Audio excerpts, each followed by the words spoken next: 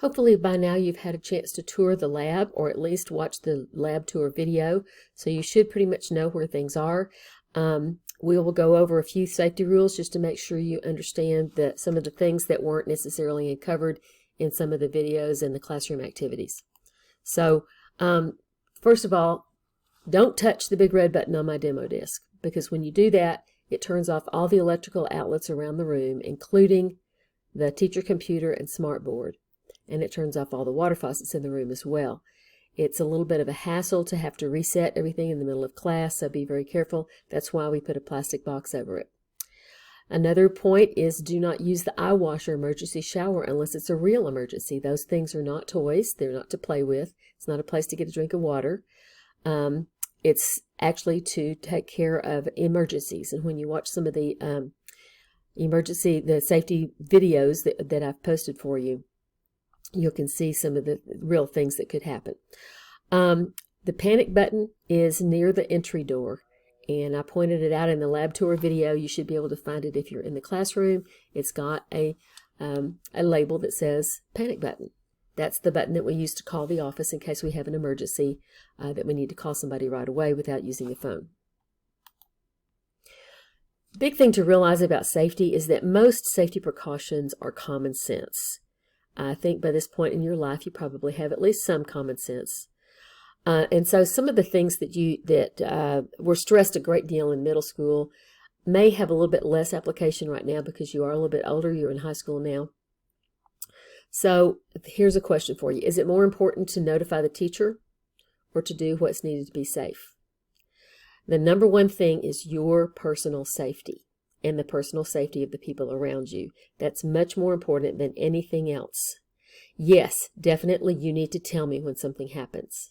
But you can also take care of the stuff that you're able to do. If you break something, you can say, Ms. Vance, I broke something and I'm getting the broom to sweep up the pieces of glass or whatever. If you spill something, Ms. Vance, I spilled something, but I'm cleaning it up right now. And you want to also make sure that everybody else knows where the wet place is so that nobody slips. You can take care of those things. I spilled one of these reagents on my hands. I'm going to wash my hands. Okay, you can take care of those things while still notifying the teacher. So make sure that you don't just stand there and say, I'm on fire, instead of taking care of what needs to be done. You won't be on fire in my class because we don't use anything that's flammable.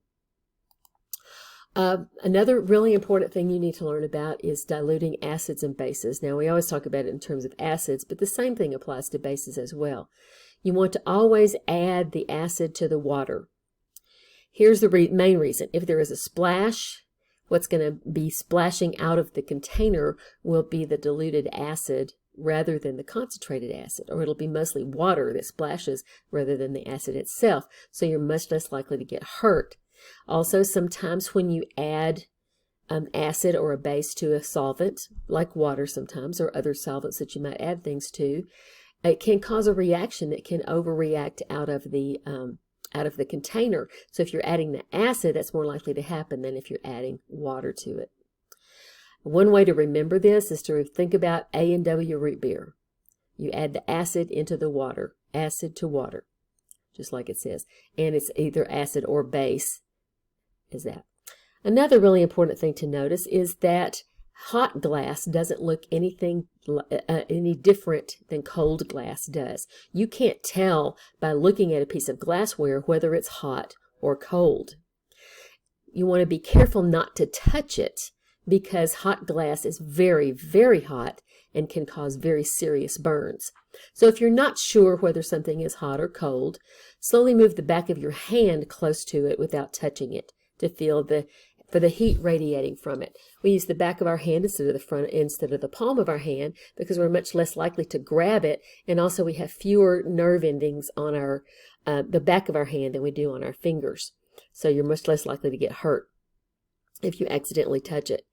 Cracked or chipped glass also may break or shatter when it's heated. So if you see something that's cracked or chipped, then let me know right away and we'll dispose of it properly. There are a few things we can use that have tiny little chip places on the edge, but not usually. We try to be really careful about that, especially if we're going to be heating something.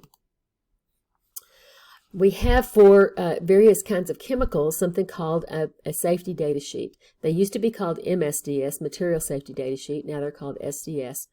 And these are important to have for all different kinds of chemicals that we use in the lab. It has information about health dangers and safety precautions, disposal, storage, flammability, toxicity, how to clean up industrial spills and things like that, all different kinds of information. Reading the SDS can help you decide what kinds of things you might need to remain safe in the lab. When you look at SDSs, and we'll do a lab where you can look at these things, you see some terms that you might not know. Things like volatile, carcinogenic, toxic, combustible, and so forth. Volatile means that it gives off fumes that may be flammable. Carcinogenic means that it causes cancer. Toxic means it's poisonous. Combustible and flammable both mean the same thing. Corrosive means that it can corrode or burn your skin or eat away at your skin. Look them up and see the definitions of those and be able to recognize what they mean when you see those terms. Labs are required by law to have 2 exits. Our lab has actually 3 exits, but 2 are the main emergency exits that are labeled above the door. The third door that leads out of the room goes into the flex lab. If you happen to be closer to that door and we need to exit quickly, then you may go out that way as well. But most of the time when we exit the lab, we're going to be exiting out one of the 2 exit doors. When you are measuring out chemicals or various kinds of substances we may be using in the lab, it's really important that if you pour out more than you need, that you not return the excess to the original containers. The sample could have been contaminated, and it can contaminate the stock solution or the stock chemical that would then require the disposal of the whole amount. When you're disposing of chemicals, you need to pay close attention to the instructions that you get from your teacher. In biology, most things can go either into the trash or down the sink, but never assume that unless you're told to begin with. If you're not sure, then ask the question. Don't ever remove chemicals from the lab. It's fine that the things that we're using in lab generally are not going to be harmful, but they're not meant to be carried out of the room, because in other situations they might cause problems for you. We are having a safety quiz on Friday. It'll be worth a half a major grade, so it is important that you pay close attention and that you're ready for that.